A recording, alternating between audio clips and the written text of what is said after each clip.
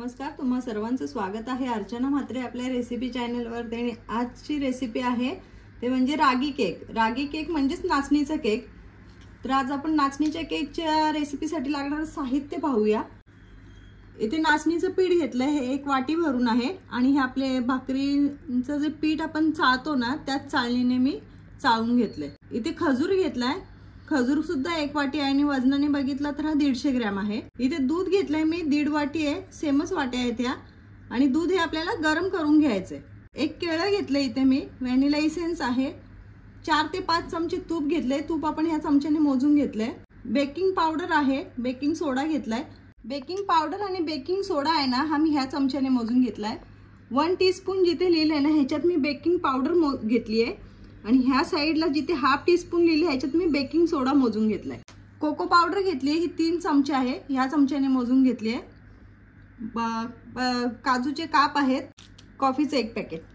इथे एक रिकामं भांडं घेतलंय मी आणि जे आपण कोमट दूध घेतलंय ना हे दूध आता या भांड्यामध्ये आपण ओतूया। आपण 1.5 वाटी दूध घेतलाय, त्यातनं आपण 1 वाटी दूध आता टाकतोय हे वाटीत बाउलमध्ये आणि ह्याच्यात हे खजूर घालूया। आता त्या खजुराच्या ना मी आधीच बिया काढून घेतलेत, हे सर्व खजूर आपण याच्यात घालून घेऊ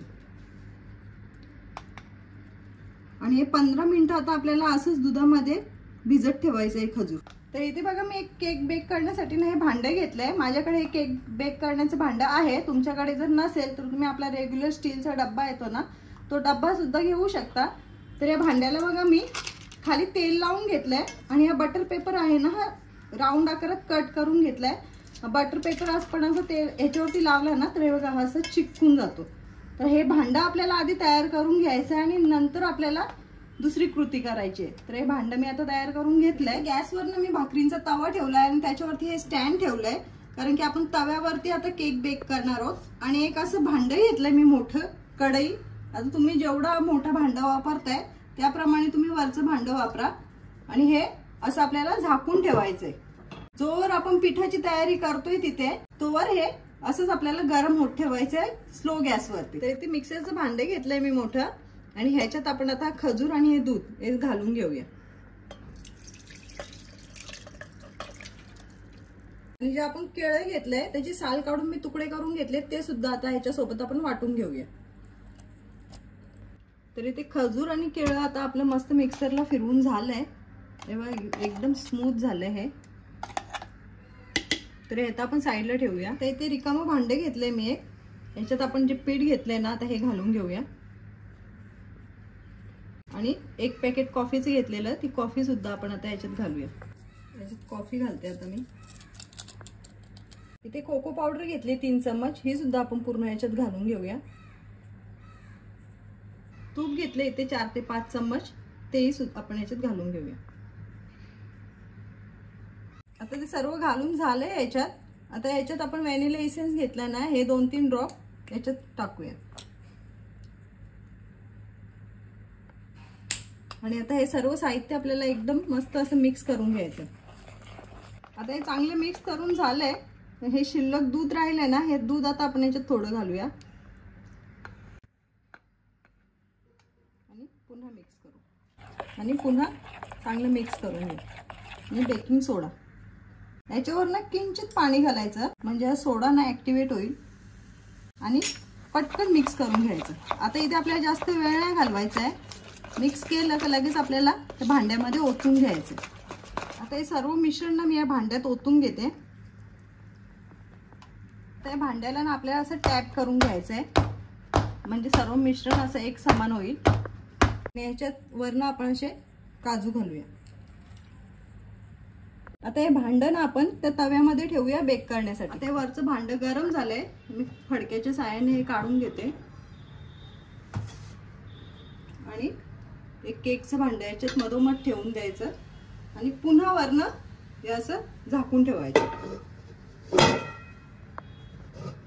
आता एक केक ठेवल्यापासून ना फक्त 5 मिनिटं आपण मीडियम गॅस ठेवणार आहोत आणि 5 मिनिटं झाली का एकदम स्लो गॅसवरती हा 45 मिनिटं आपल्याला केक बेक करून घ्यायचा आहे। आणि केक टाकला की लगेच त्याला सतत असं खोलून नाही बघायचंय, खोलायचं असेल तर आपण अर्ध्या तासाने हे चेक करू शकतो। इथे केक बेक करण्यासाठी ठेवून ना 45 मिनिटं झाली आहेत, तर आता आपण हे खोलून बघूया।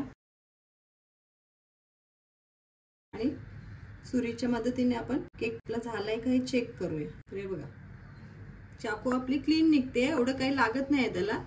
म्हणजे आपला केक आता झालाय. तर गॅस आपण बंद करू आणि हे भांडं उतरून घेऊ साईडला. आता हे भांडं ना आपण थंड होण्यासाठी ठेवून देऊया. याच्यावरती आपण असं झाकण ठेवायचं आणि पूर्ण गार करून घ्यायचं. केक थंड करायला ठेवून ना 1 तास झालाय, पूर्ण गार झालाय केक आपला.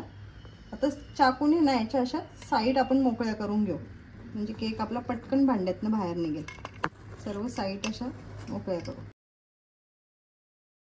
मी एक अशी जाळी घेतली आहे, ही अशी वरती ठेवायची आणि हे भांडं असं उपडं करायचं. वरनं असा फटका मारायचा म्हणजे केक आपला निघेल पटकन.